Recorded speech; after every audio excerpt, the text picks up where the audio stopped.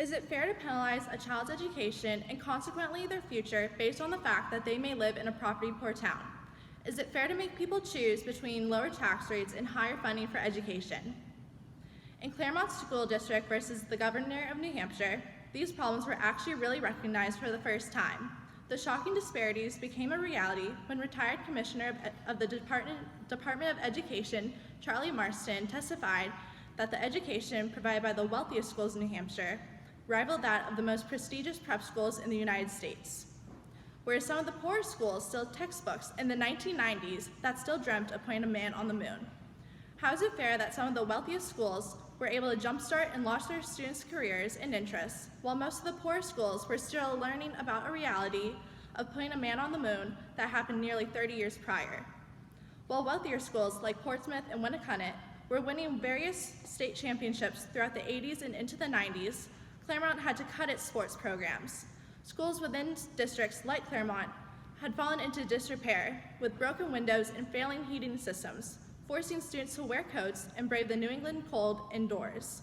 Failing to address these problems cost Stevens High School, Claremont's only public secondary school, its accreditation.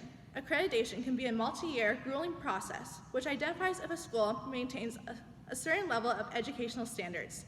Even today, schools struggle to keep up with accreditation standards, such as those dealing with the maintenance and structure of the building, and can sometimes be labeled a bad school for not being accredited.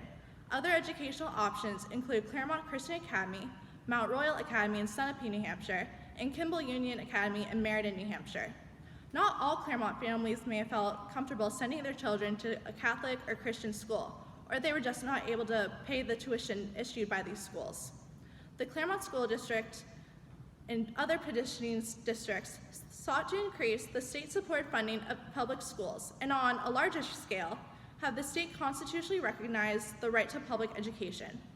The shocking disparities shown between poor and wealthy school districts ultimately produced the end result, that being the allocation of additional state money for communities in need. However, nearly 25 years later, there's talks of filing yet another lawsuit because petitioning school districts feel as though the state has dodged its constitutional responsibility to fund an adequate level of education. The amount of money that the state gives to struggling districts has not been able to erase the disparities between wealthy and poor schools. When it really comes down to it, children should have a right to an adequate and fair public education, no matter where they live.